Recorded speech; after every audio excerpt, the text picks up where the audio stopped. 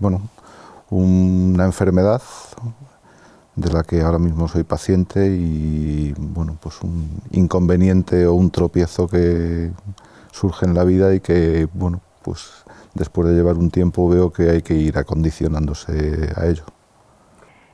La próstata es una glándula que solamente tienen los hombres, que forma parte de la esfera de la sexualidad, pero que se encarga de la reproducción.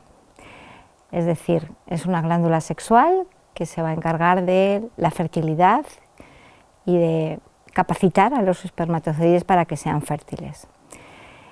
Tiene el tamaño aproximadamente de una castaña y se encuentra alojada debajo de la vejiga. Entonces, cualquier circunstancia que le haga ser diferente a como es al principio va a producir trastornos en el vaciamiento de la vejiga.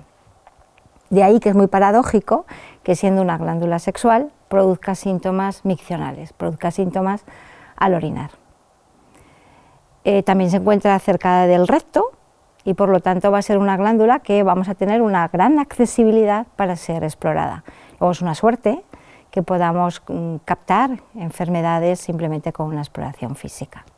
El cáncer de próstata, como cualquier tipo de cáncer, es cuando las células normales de un organismo empiezan a crecer y a reproducirse de una manera completamente sin control, anormal.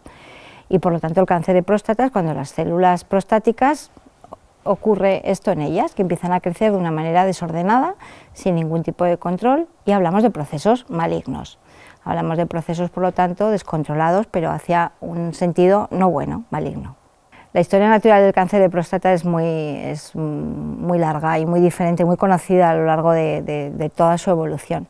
Sí que es cierto que va a depender en el momento en que nosotros identifiquemos al paciente que tiene la enfermedad, pero si tuviésemos la suerte de identificarlo cuando todavía no ha empezado a desarrollarse hasta un proceso final, digamos que es largo. Es una enfermedad que incluso podemos llamar crónica, porque la podemos llegar a cronificar con los diferentes tratamientos. Pero insisto, depende en el momento que lo identifiquemos, la etapa en concreto en la que lo identifiquemos, pues va a producir una serie de síntomas u otros y se va a manifestar de una manera diferente.